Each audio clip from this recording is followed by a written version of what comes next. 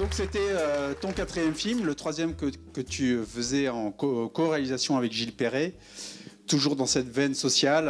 Il est question à chaque fois des ouvriers. Là, quelle était l'intention de départ ? Je raconte la jeunesse du film, puis après on aura un échange avec la salle. Le précédent film, Debout les femmes, il porte pendant la crise Covid sur ce qu'on avait appelé les métiers du lien, auxiliaire de vie, assistante maternelle, accompagnante d'enfants en situation de handicap, qui avaient continué pour un certain nombre à travailler pendant la crise Covid.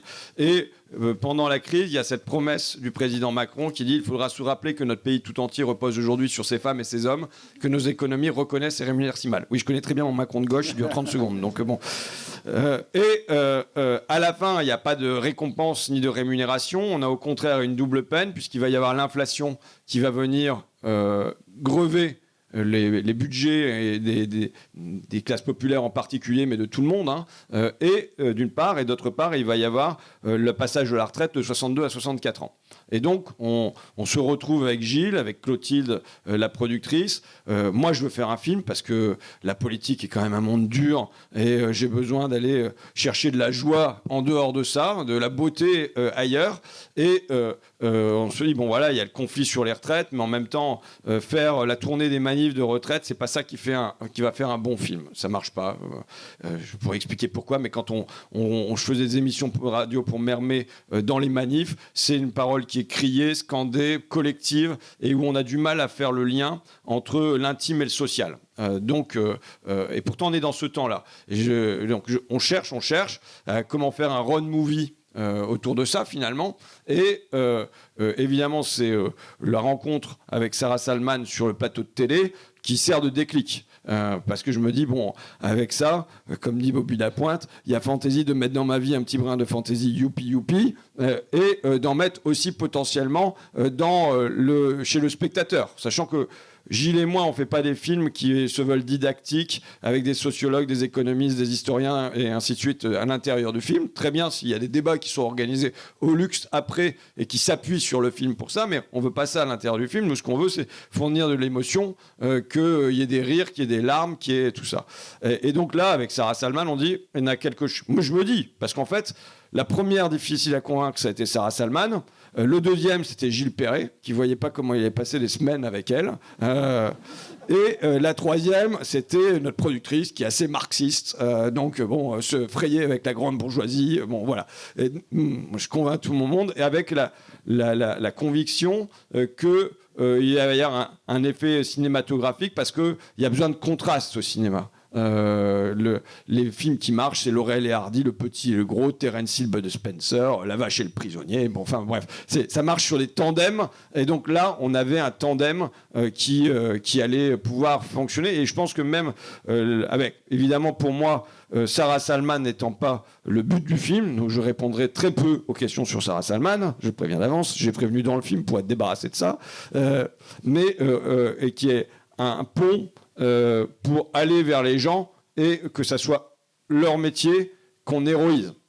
Sachant que si Gilles Perret et François Ruffin font un film sur les ouvriers, en soi, c'est vu et revu, et donc on se dit, bon voilà, c'est comme si on avait...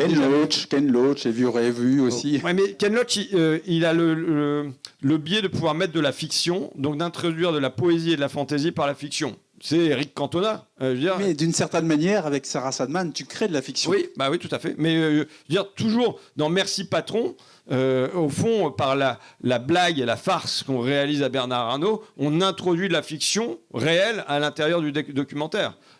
Même dans Debout les femmes, quand à la fin on fait une assemblée au CESE, enfin une assemblée où les femmes prennent le pouvoir et font voter leurs lois, on introduit de la fiction à l'intérieur du documentaire, mais qui est finalement de la fiction. Mais là, avec Sarah Salman, c'est même pas de la fiction, c'est de la science-fiction en fait. Réellement. Peut-être. Quand tu l'envoies dans des métiers qui sont pour elle totalement improbables. Je pense que des métiers qu'elle ne savait même pas qu'ils existaient pour un certain nombre d'entre eux. Quoi. Donc, Et d'ailleurs, pour parler de ces métiers, ils ne sont pas choisis au hasard. C'est-à-dire qu'il y a un panel de métiers là qu'on voit à l'écran, mais ils ne sont pas choisis au hasard. Alors, je veux dire autre chose, c'est que filmer le travail est quelque chose de compliqué. Je pense qu'aujourd'hui, il y a beaucoup moins de difficultés à faire un film pornographique qu'à faire un film sur le travail. Parce que montrer des gens à poil à l'écran, c'est bon, ça se fait de demander aux gens de se déshabiller et de faire l'amour devant un écran. En revanche, aller filmer le travail, c'est un interdit. Et c'est très compliqué d'accéder à une entreprise, même, voilà, c'est très compliqué. Donc, on a cette difficulté-là supplémentaire avec Gilles d'accéder au lieu de travail. Pour dire, Louisa, par exemple, qui est l'auxiliaire de vie à l'intérieur du film, elle a son employeur, une association, lui a interdit de nous recevoir. Et elle a été contre l'interdiction de son employeur. Évidemment, pour aller dans une usine de poissons à Boulogne-sur-Mer, ça veut dire qu'on a eu beaucoup d'essais et beaucoup d'endroits qui nous ont été refusés. Donc on a quand même une grande difficulté à pouvoir filmer le travail parce qu'il y a un interdit qui pèse sur... ça y est, pardon mes délires, mais moi j'étais pour qu'on ait des photos... Vous savez, c'est bizarre, mon père il a travaillé comme cadre, hein, mais chez Bonduelle et chez Cassegrain avant, donc dans l'industrie agroalimentaire, et finalement on n'a aucune image de mon père au travail. J'ai un copain à moi qui travaillait pour Fakir. Il est allé au pot de départ de sa mère qui était aide-soignante à l'hôpital d'Amiens. Et finalement, le seul moment où il a eu connaissance de sa mère au travail, c'est au moment où elle a quitté le travail. Et je pense que c'est comme si on avait un trou noir dans nos existences, alors que on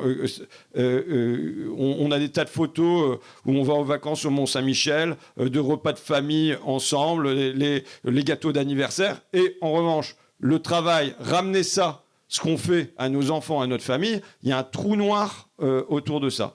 Or, ça c'est un autre truc, mais je pense qu'on doit parler du travail dans nos films, on en parle sur le terrain des difficultés du travail, parce que ça casse le dos, parce que ça peut casser le moral, parce qu'on a du mal à en vivre, mais aussi sur le terrain de la fierté, du sentiment d'utilité.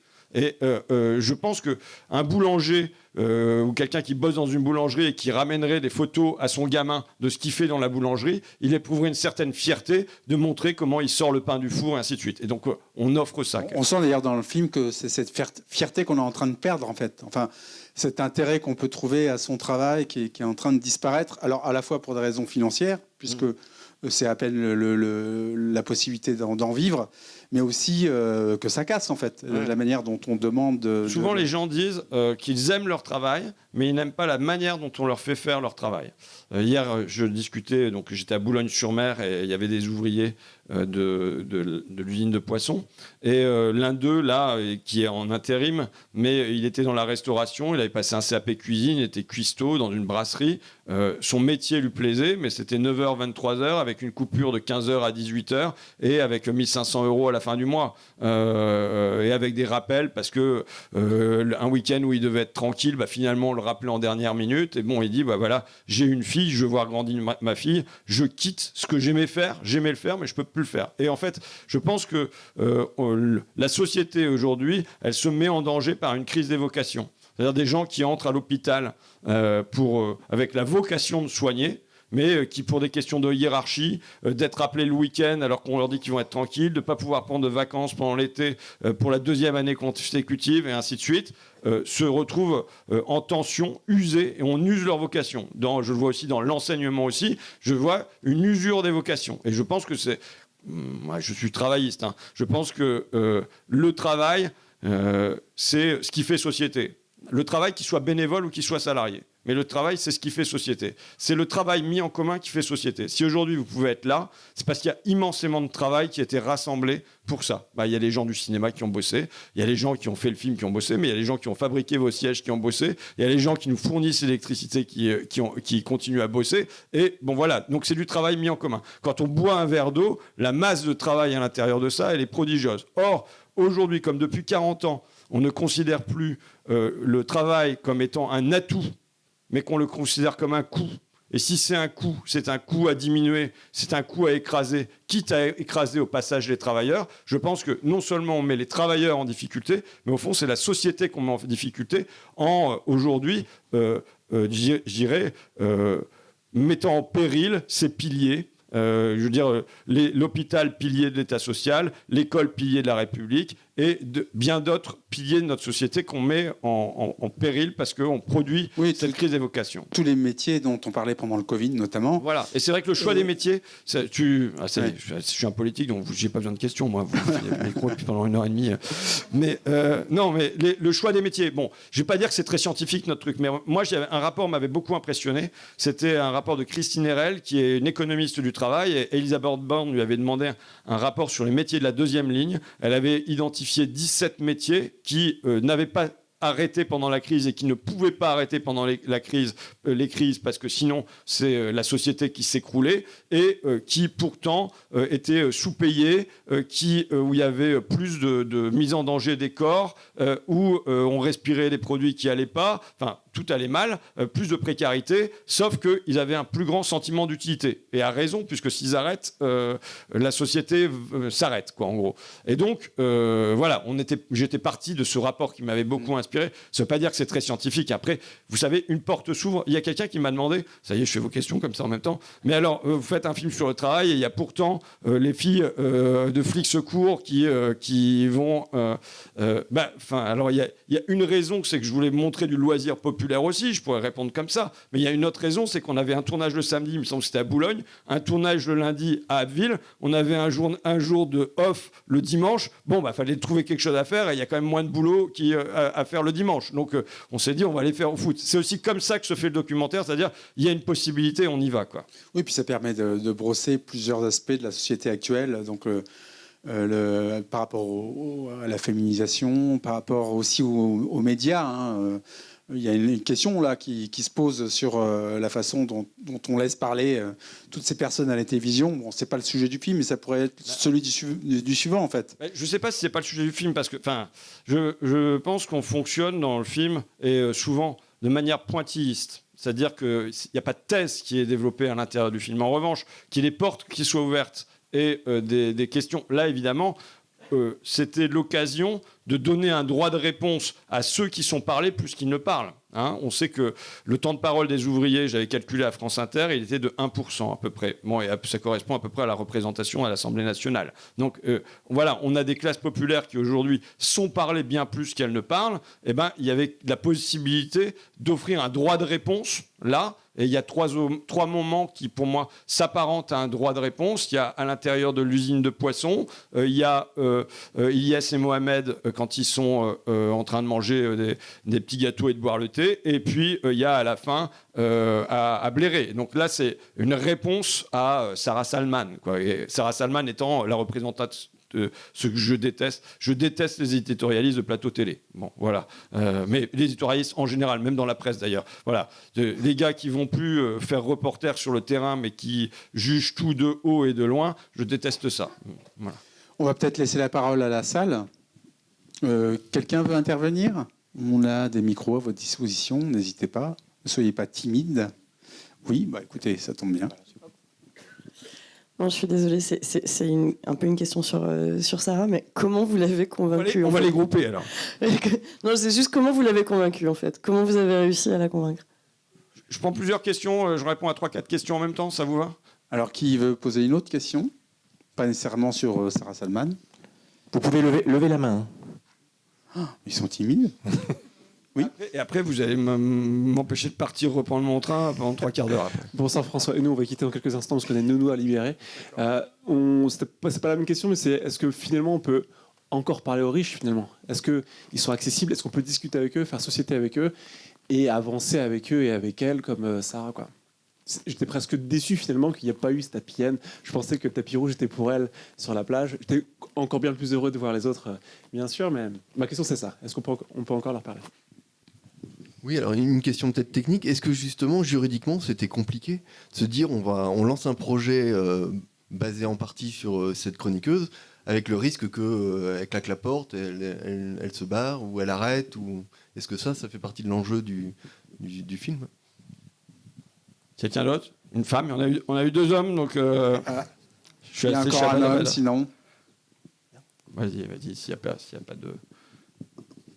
Bonsoir. Moi, c'est sur l'aspect de... est-ce que... Parce que là, il y a des moments où elle serait presque appréciable. Est-ce que ça a été dans la démarche du film de faire en sorte que, quand même, au final, on ne l'apprécie pas du tout, quoi ?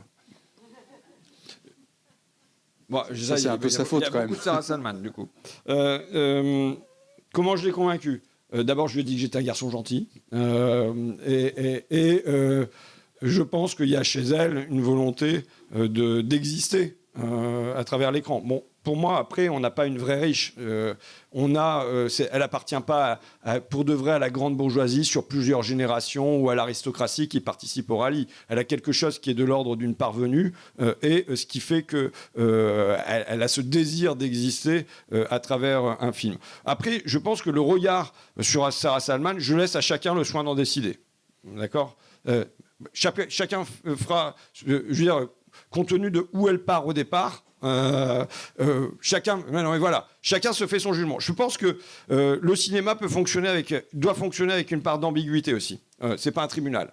Dans mon premier film, Merci Patron, il y a le commissaire des renseignements généraux qui intervient et qui sert de go-between entre Bernard Arnault et les Clure. Et je pense qu'il y a un rapport très ambigu à ce commissaire divisionnaire. Moi, je sais qu'il me fait mon film et je l'aime beaucoup. Mais dans Debout les femmes, on a le personnage de Bruno Bonnel, qui est un député macroniste et dont on se met à ressentir une certaine humanité au fil du film. Et là, je pense qu'il y a des séquences de Sarah Salman où elle est absolument détestable et on la supporte pas. Et il y a des séquences où on se dit, putain, elle le fait quand même. Donc, voilà. Et donc, je laisse à chacun le soin de se positionner par rapport à cette ambiguïté-là. Et je pense que c'est l'ambiguïté qui fait du cinéma. Et voilà. Donc, après, qu'est-ce qu'il y avait comme autre question sur les risques juridiques? Bon, elle aurait claqué la porte. Ça nous faisait une sortie aussi, de toute façon. Gilles et moi, on n'a pas de problème. Souvent, les gens, ils doivent écrire, même avant de se lancer dans un documentaire, pas seulement une fiction, ils doivent écrire des scénarios, aller présenter ça au CNC, il y a un retour, ils proposent à une chaîne télé, la chaîne télé leur dit ça c'est bien, mais ça nous va pas, et avant qu'il y ait une seule image de tournée. On a une idée, nous on y va. Donc c'est ça l'avantage qu'on a, on a une grande légèreté, on se demande pas comment on va être payé, financé et ainsi de suite. Ça vient après si on voit qu'on a un film. Jusqu'à maintenant, chaque projet sur lequel on est parti, il y avait un film, mais bon vous savez pas, Merci Patron par exemple, le film il est mort normalement à partir du moment où je vais à l'Assemblée Générale, et à l'Assemblée Générale on se fait jeter alors que je pensais que ça allait être le moment de la négociation. Bon, et puis finalement, ça rebondit sur autre chose. Donc elle aurait refusé. Je ne sais pas sur quoi ça aurait rebondi, mais ça aurait peut-être été un autre film. Donc voilà. Il y avait une autre question Peut-on parler aux riches? D'abord, moi c'est Warren Buffett qui disait la guerre des classes existe quand il était première fortune mondiale. Il disait la guerre des classes existe, c'est un fait, mais c'est la mienne, la classe des riches qui mène cette guerre et nous sommes en train de la remporter. Donc, pour qui nous parle et pour qui nous parle avec respect, il y a intérêt qu'on s'organise. Non, et voilà. Sinon, je pense qu'ils sont comme... Vous savez, quand on traverse une pelouse et qu'on écrase des fourmis, on s'en rend même pas compte. Et quelque part, on existe... Enfin, les gens n'existent à peine pour eux, quoi. Donc, il y avait une théorie sur comment on fait pour réintégrer les riches dans la société à travers les études de ce qui se passait pendant la préhistoire. Il y a plusieurs modes pour faire que le gars qui commençait à se la péter trop, en termes de pouvoir ou en termes de richesse, on le réintègre au groupe social. La première solution, c'était de rire de lui et de se moquer de lui. Et pour qu'il veuille être réintégré à la société, il fallait qu'il en rabaisse un peu, quoi, vous voyez. La deuxième solution, c'était de l'exiler. Vous voyez. Et la troisième solution, c'était de le tuer. Bon. Donc, je sais pas des solutions que je préconise, parce qu'il y a une quatrième solution qui a été inventée, c'est la démocratie.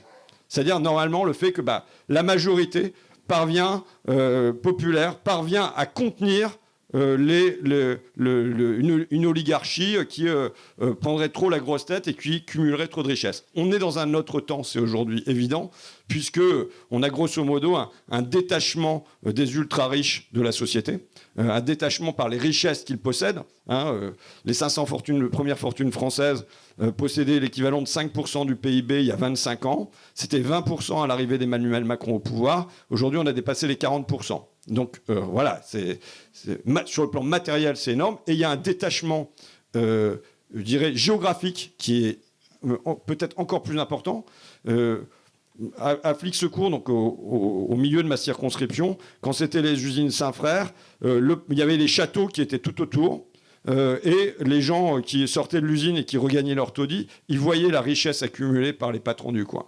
Quand ils allaient au cimetière, ils avaient les grandes tombes des Saints Frères pendant que les ouvriers étaient enterrés à même le sol. Mais même quand ils allaient à l'église, il y avait le carré des Saints Frères avec les piques en or et les sièges molletonnés, pendant qu'eux s'asseyaient derrière sur des sièges en paille. Et donc il y avait une division permanente du rapport capital-travail. Or, c'est un gros souci que nous avons à gauche aujourd'hui, c'est que le capital n'est plus visible par le travail. Et que Bernard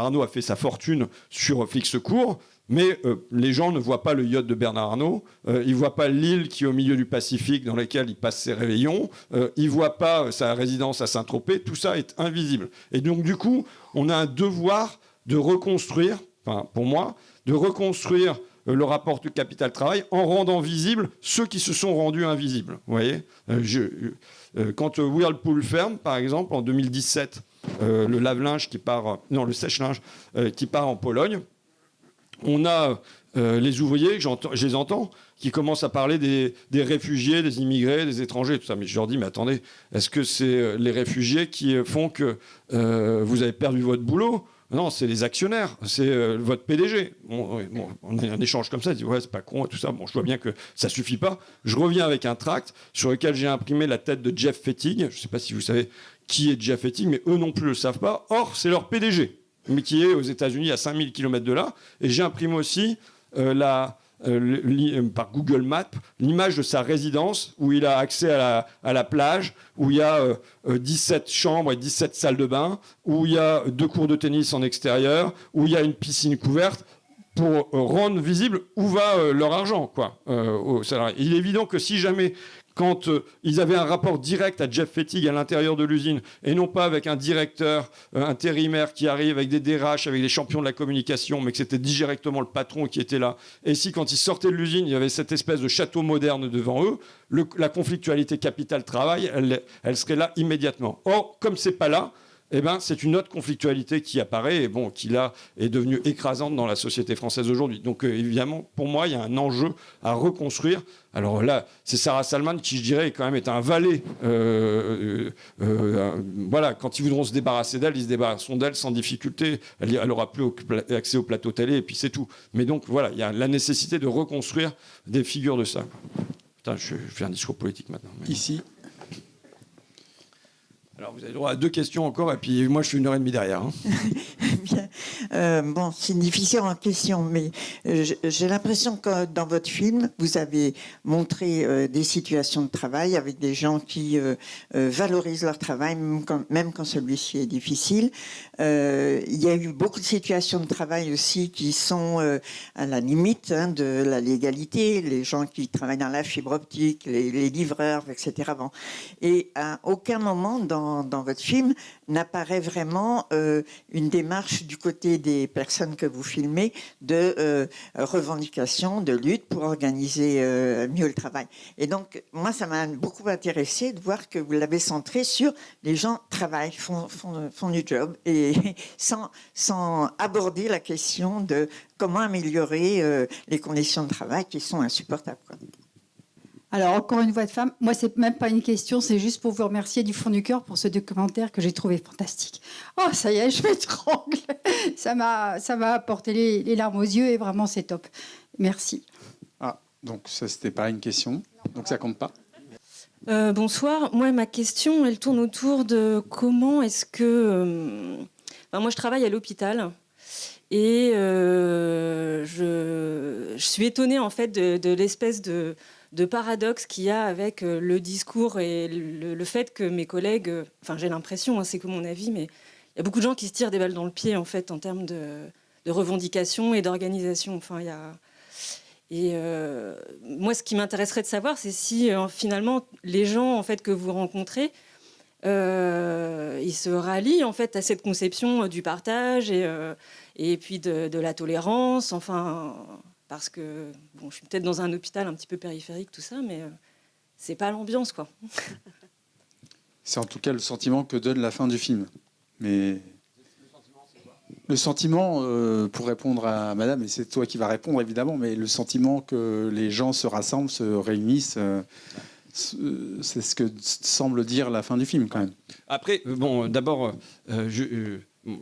pourquoi on fait des films? C'est aussi pour aller construire une humanité qui n'est pas évidente dans la société aussi, des fois, quand même. Même des documentaires. Hein. Le documentaire, évidemment, il est organisé, il ne ramasse pas comme ça, on cherche. Et en particulier, je pense qu'on fait notre possible avec Gilles pour révéler chez chaque personne qu'on croise son mystère, sa part d'humanité. Bon, voilà. Donc, quand on voit particulièrement, là, il y a une multiplication par 3 en 7 ans du nombre de soignants qui votent pour le Rassemblement national.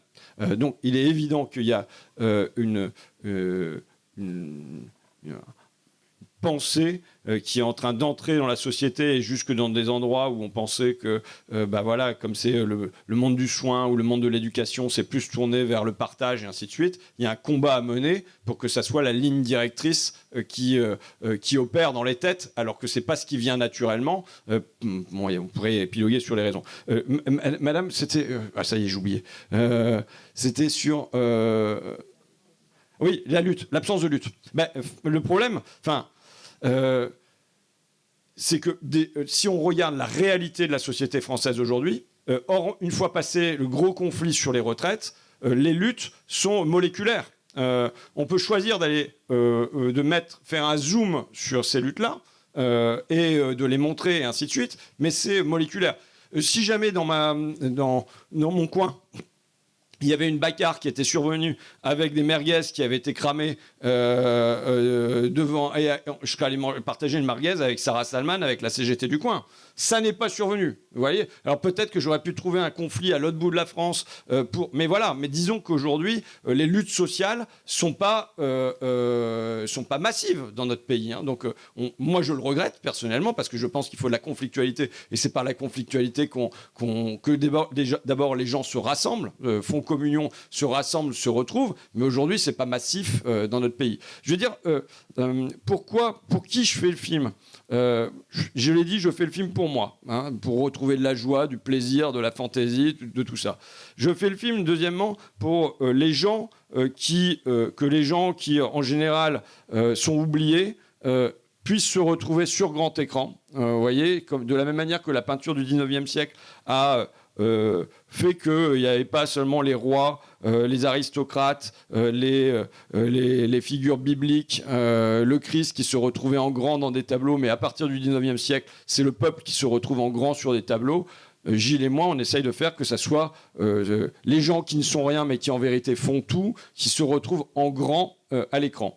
Et tout en sachant la difficulté qu'il y a à faire excéder les classes populaires à un documentaire comme celui-là, les barrières sont multiples. Donc on a des biais pour parfois réussir à en faire tomber quelques-unes, mais c'est dur. Et la troisième chose, c'est que ça participe d'un projet politique. Le projet politique, c'est de dire que de la même manière que le Parti communiste de l'après-guerre avait héroïsé le mineur de fond et le métallo, et en leur disant « c'est vous qui reconstruisez le pays », eh bien aujourd'hui, la gauche devrait héroïser l'auxiliaire de vie, le livreur, le manutentionnaire, l'ouvrier de l'industrie agroalimentaire, devrait citer ces métiers-là, devrait donner des noms et des prénoms, devrait donner des lieux d'habitation, devrait représenter, y compris dans des discours, des situations très concrètes dans lesquelles les gens se reconnaissent au-delà du mot d'ordre SMIC à 1 600 €, qui ne fait pas une fierté, et que quand on parle du travail, mais on en parle à la fois sur le terrain des difficultés, de la galère que ça peut être, y compris de vivre avec ces salaires-là, mais qu'on en parle aussi sur le terrain de la fierté, sur le terrain de l'utilité. Parce que si on n'en parle que sur le terrain de la misère, les gens ne se reconnaissent pas là-dedans. Vous voyez ? Et donc ça participe d'un projet politique, et peut-être que ça répond un peu à votre question sur comment faire, en gros, moi, que les soignants et les enseignants, il y a un vote Rassemblement national qui est de plus en plus de prise à l'intérieur de ces professions, c'est une tragédie. Sans parler du monde ouvrier qui est déjà largement perdu, et vous connaissez mon combat pour que ça ne soit pas définitivement perdu. Mais voilà, donc il y a là un vrai enjeu, et je pense que ça passe pas seulement, mais ça passe aussi par des questions de représentation, et que les personnes sentent que quand on parle de leur métier, quelque part, ça ne veut pas dire qu'on les a fait pendant des années, mais on les connaît et on a des choses concrètes à raconter là-dessus. Or, aujourd'hui, ça paraît, les discours, y compris que la gauche peut tenir, paraît très planant. Or, moi, je ne crois pas qu'on se bagarre, qu'on mène des grandes bagarres politiques seulement pour des concepts contre la précarité, contre l'ultralibéralisme, contre le néo-capitalisme et ainsi de suite. Je pense qu'on se bagarre centralement, et c'est comme ça qu'on arrive à embarquer les gens, pour des voix, des vies, des visages. Le plus concret possible et le moins abstrait possible. Donc voilà, je fais le discours politique après, je ne l'intègre pas au film, mais il me semble que le film participe d'un projet politique, quoi. Mais il n'en est pas question dans le film, mais quand même pour rejoindre ce que disait Madame, le recul, d'une certaine manière, des luttes sociales, est-ce que c'est pas lié aussi au recul du syndicalisme, quand même, malgré tout? C'est évident. Enfin, c'est évident. Oui. Bon, par ailleurs, enfin, quand on sent le témoignage de Louisa est une syndicaliste, hein, par exemple. Hein, donc, mais faut voir qu'on tourne notre film aussi après la crise des retraites. Hein, d'accord. La crise des retraites qui a été quand même un grand moment de mobilisation sociale, qui s'est soldée par plutôt une défaite quand même, et qui fait que derrière ça, c'est comme c'est comme la houle, hein, ça monte et puis ça descend. La marée, elle monte et elle descend. Elle est montée avec sur les retraites et elle redescend ensuite. Et donc on fait plutôt notre film dans un temps où les luttes sociales sont en redescente plutôt qu'en conquête, quoi. Il y avait d'autres interventions, je crois. Oui, je voudrais profiter un peu de votre présence pour évoquer une information sur les luttes moléculaires locales. On va organiser le 2 et 3 novembre prochain le premier forum social environnemental des luttes locales qui va essayer de croiser un peu les combats menés par les ouvriers, des syndicats et puis les associations environnementalistes. Donc on invite tout le monde à nous retrouver à la Demeurée le 2 et à la salle des fêtes de Louis-Vigny le 3 novembre. Et puis par ailleurs, par rapport à la question du travail, avec Annie qui a pris la parole tout à l'heure, on a été à l'origine ici de territoire de chômeurs longue durée sur Colombelle, et au bout de 6-7 ans, on s'interroge un tout petit peu sur... On était travaillistes un peu comme vous, hein. C'est-à-dire on était très organisés sur l'idée que le travail était réparateur à tous les points de vue. Et là, on est un peu en interrogation philosophique, hein, sur est-ce qu'au bout de 6-7 ans, vraiment, ça concerne tout le monde? Est-ce qu'il n'y a pas une autre réflexion à avoir au-delà du travail sur la question de la place des gens dans la société? Vas-y, réponds parce que tu veux. Non, mais j'en prends deux, trois. C'est sûr que tu vas te souvenir. Dernier round, peut-être. Ouais, t'as raison. Pour l'instant, il n'y en a pas. Allez-y, parce que ça me permet de faire des liens. Ça me fait construire des liens. Est-ce qu'il y a entre ce que d'autres vous racontez, interventions? En plus, on a un micro. Madame, allez-y. Comment vous avez choisi en fait les professions que vous avez voulu représenter dans le film, en fait? Il y en a une là. Moi, je parlais de la présence du travail, mais quand une société gagne de l'argent avec la financiarisation, c'est compliqué d'avoir une vraie reconnaissance pour le travail, en fait. Si on tient compte que 60% du PIB, c'est de la financiarisation, c'est compliqué, quoi. Bonsoir, moi c'est une question, voilà, sans en être une, c'est-à-dire que c'est pas forcément par rapport à votre film que je trouve très bien. On est dans un état de la société, effectivement, je rebondis sur la finance, que faire? Et aussi, quand on voit que démocratiquement, on a gagné les élections et qu'on n'a rien, quel est Je voudrais parler du film de l'an 01. Est-ce qu'il ne faudrait pas quand même... on n'en est pas là, mais arrêter tout et réfléchir, parce qu'on va franchement dans un mur. Et j'ai l'impression que toutes nos luttes sont dérisoires. C'est-à-dire que faire maintenant, alors que le mur est grand, que faire maintenant pour s'en sortir, pour ces gens-là et pour nous, parce qu'on va bientôt y passer, hein. Donc, que faire? Ça, c'est une vaste question.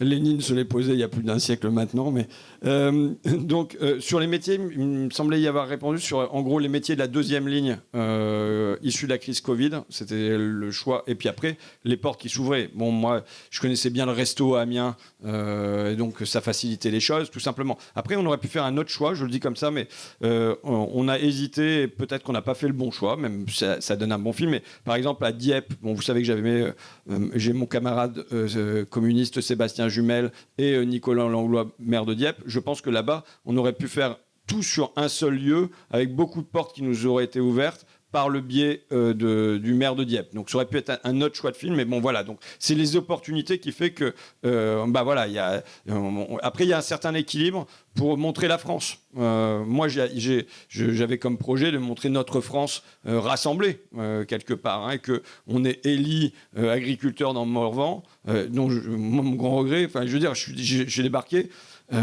j'ai découvert qu'il était de gauche. Ça m'emmerdait. Un agriculteur de gauche, c'est pas du tout représentatif politiquement. Donc bon, mais bon, c'était comme ça. Et on est tombé dessus par hasard. Hein. Et en plus, envoyé par la FNSEA locale qui nous a guidés vers lui. Quoi. Bon. Donc voilà. Mais d'avoir sur le tapis rouge à la fin Élie et Louisa dans sa tenue traditionnelle, je veux dire, voilà. Il y a un projet aussi de communion et de montrer notre France rassemblée, quelque part. Hein. Oui, et puis ce qu'on se disait tout à l'heure, François, c'est que pendant 3 mois, on n'a pas eu de gouvernement, et que finalement la France fonctionnait très bien. Et qu'en revanche, si ces métiers-là s'arrêtaient pendant 3 mois, alors là, on serait vraiment emmerdé, en fait. Ouais, voilà. Alors ensuite, putain, ça y est. Il y avait une question sur est-ce que c'est par le travail que tout passe.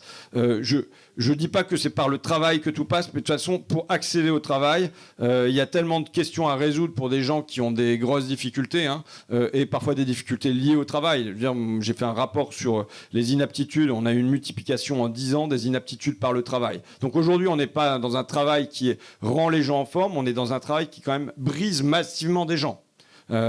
Puisque à la fois sur le plan psychique et sur le plan physique.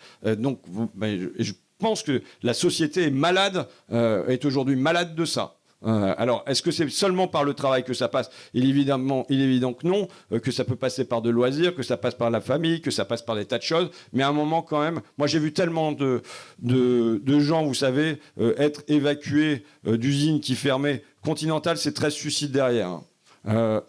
C'est des dépressions en série, c'est des divorces, c'est du mal-être. Je crois quand même que le travail, c'est un lieu où il y a un sentiment d'utilité et où on construit sa fierté. Et après, il y a presque quelque chose qui est de l'ordre d'un pari humaniste, qui est de croire que derrière chaque porte et derrière chaque individu qu'on dit aujourd'hui inutile au monde, il y a une capacité à bricoler, à jardiner ou à cuisiner que je n'ai pas du tout, et qu'il faut trouver le chemin pour le valoriser dans la société. Je dis qu'il y a des choses qui ne sont pas creusées, et à la limite, je m'en veux parce que je ne réagis pas assez dans le film là-dessus. Par exemple, quand on est dans ma cuisine et que Sarah Salman dit voilà, bah, écoutez, si j'ai envie de m'acheter une bague à 50 000 €, c'est mon choix. Après tout, je travaille pour ça. Mais attendez, qu'est-ce que c'est son travail ? Son travail, c'est d'aller parler sur des plateaux télé et résoudre des conflits d'influenceurs, parce qu'elle est un peu spécialisée là-dedans, dans les influenceurs TikTok et puis tout ça qui ont des problèmes. Elle fait avocate pour eux.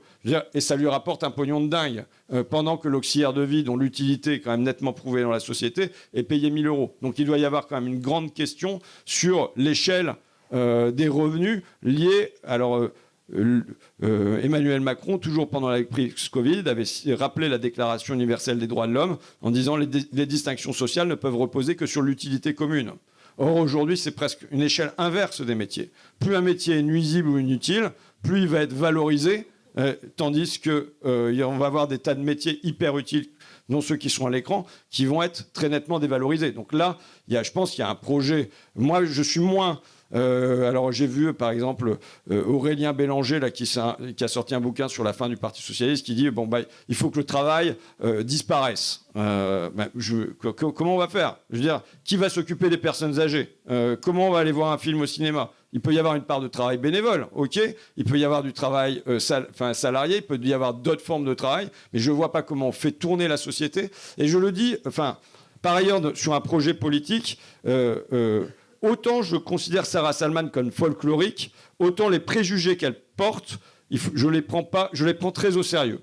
Je les prends très au sérieux parce que ce ne sont pas les préjugés de Sarah Salman, ce ne sont pas seulement même les préjugés de la haute bourgeoisie, ce sont au fond des préjugés qui sont hyper répandus, y compris dans les classes populaires, sur les arrêts maladie, c'est les feignants, et sur les assistés qui sont sur le travail des autres. Et je pense qu'à ça, il faut répondre sérieusement, et y compris en répondant, pour moi, en disant que oui, dans notre pays, tout le monde doit pouvoir vivre de son travail, bien en vivre et pas en survivre, bien le vivre, et que chacun doit finalement participer à l'œuvre commune qu'est le travail. Et que les gens qui aujourd'hui sont sur le bord du chemin, dont on considère qu'ils servent à rien, qui sont des assistés, il s'agit presque, ce qui a été fait depuis les années 80, de dire on leur file un chèque et qu'ils nous laissent tranquilles, alors que dans le RMI, il y avait le I de insertion.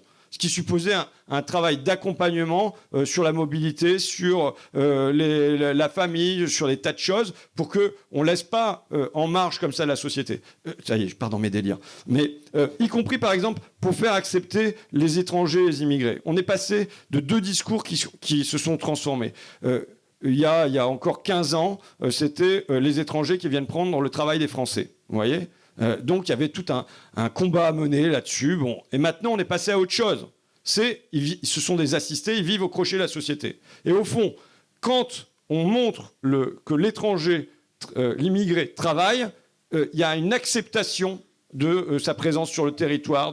Donc il y a un enjeu pour moi de faire ce qui s'est fait pendant très très longtemps, de faire qu'il y a une intégration dans la société française qui passe par 2 biais, qui passe par la langue et par le travail.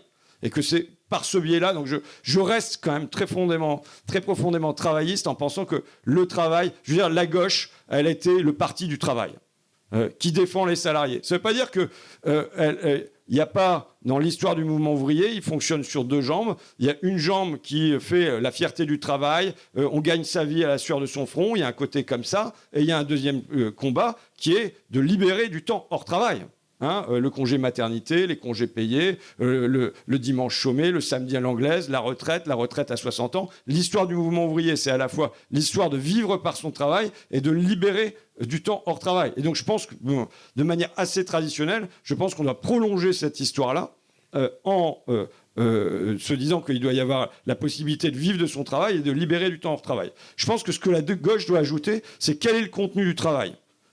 On n'a pas travaillé là-dessus. Enfin, il n'y a pas eu c'est-à-dire, est-ce que c'est des tâches qui sont multipliées et finalement on considère que c'est au patron d'organiser le travail à l'intérieur de son entreprise et il fait comme il veut, ce qu'on a laissé faire en gros pendant des décennies, où on considère qu'il y a un lieu de la puissance publique, la démocratie doit, comme disait Jaurès, la Révolution a fait des Français des rois dans la cité, mais les a laissés des serfs dans l'entreprise. Est-ce qu'on doit faire entrer la démocratie à l'intérieur de l'entreprise pour que, quand on instaure, par exemple, chez Icaris, le casque sur les oreilles, ça ne soit pas seulement le capital qui décide, parce que ça va permettre de soulever 6 tonnes par jour à la place de 3 tonnes, mais que ça soit discuté avec les organisations syndicales, discuté avec les salariés, quelle contrepartie ils en ont, et ainsi de suite. Et je pense que la question du contenu du travail, y compris du sens du travail, moi je lis le travail au défi principal que nous avons 2 défis à remplir. Le premier défi est un défi démographique. On va avoir de plus en plus de personnes âgées et de moins en moins de personnes en âge de s'en occuper.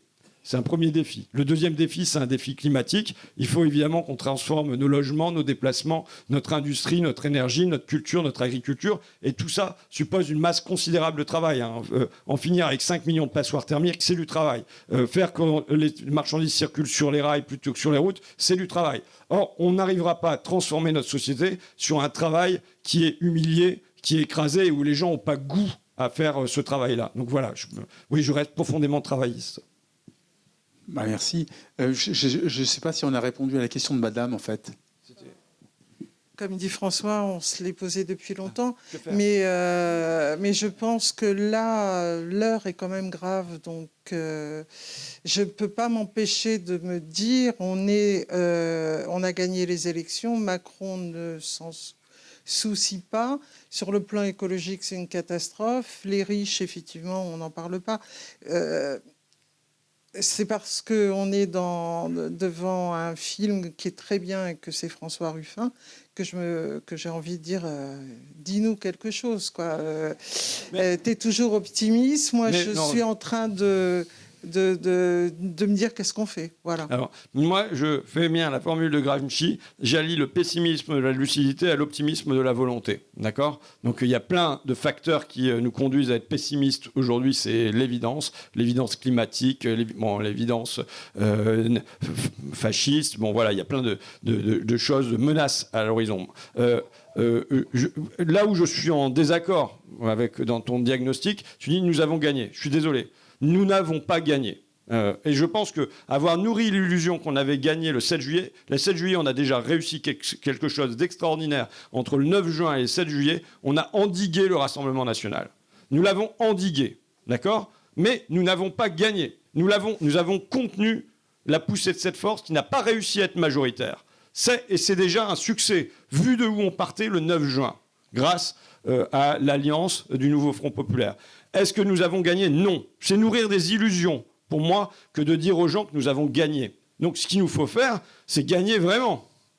Gagner partout. Gagner demain. Gagner à la fois dans les urnes, mais on sait que ça ne suffit pas à transformer la société. Moi, je ne me fais pas d'illusions. Le Front populaire, c'est la victoire de Léon Blum et des radicaux et des communistes dans les urnes, mais c'est les occupations d'usines. Et qu'il nous faudra gagner à la fois dans les urnes et dehors. Mais pour l'instant, ce que nous avons réussi, c'est à endiguer. Et c'est déjà pas mal. Et je vous parle depuis la Picardie, vous savez à quoi ça ressemble. Donc voilà. Mais par contre, il faut se demander comment on s'organise maintenant pour gagner vraiment. Pour que, en gros, les forces qui se sont réveillées, et franchement, il y avait un côté magique, avoir des centaines de militants, y compris dans des coins où on savait que c'était perdu d'avance. Moi, je suis allé soutenir des gens dans l'Oise, il y avait 120 personnes devant la gare de Noyon à 8h du matin. Un endroit où on savait que c'était un mec du Rassemblement national qui allait passer, c'était un ténor, il était là depuis... voilà. Bon, mais, les gens, ils ne sont pas venus pour gagner là. Ils sont venus pour gagner dans la durée. Pour se dire, on se réinstalle, on réinstalle notre force, y compris dans des endroits où c'est compliqué. Et donc, évidemment, là, il s'agit de ne pas lâcher le travail, même quand c'est dans des temps de ressac. On vit des temps durs. Bon, pour moi, la lutte sociale, c'est toujours ça. Il y a des moments où on est en conquête, on avance, et puis il y a des moments où on a le vent de face et la pente, elle est rude. Là, on est dans un moment où la pente, elle est rude et on a le vent de face. Mais en revanche, partir du postulat qu'on a gagné, pour moi, c'est un mauvais postulat. On a gagné une chose, c'est qu'on n'a pas le Rassemblement national à Matignon. On en a quelque chose qui peut parfois y ressembler. Mais voilà. Il est 20h30, je ne sais pas, peut-être qu'on arrête là, non ? Oui, si vous voulez.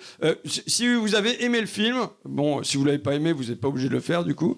Non, mais si vous avez aimé le film et que vous voulez donner un petit coup de main, si vous avez des comptes Twitter, si vous avez des Instagram, des TikTok, des machins que je ne connais pas du tout par ailleurs, n'hésitez pas à mettre un petit mot, parce que, je veux dire, c'est évident qu'on ne va pas avoir un budget communication qui va s'élever à des millions d'euros. Nous, on produit des films avec Gilles qu'on considère qu'ils sont des outils. D'accord ? Ce sont des armes et qu'on met entre les mains des gens, et soit les gens se servent de ces outils-là, soit ils s'en servent pas. Alors je ne sais pas s'il y a possibilité au luxe d'organiser des débats avec des salariés, un mélange de salariés et d'intellectuels, mais voilà, n'hésitez pas à utiliser le film comme un outil, qui est un outil, vous savez, vous demandiez que faire. Moi, je crois à l'émotion. Je dis pas que...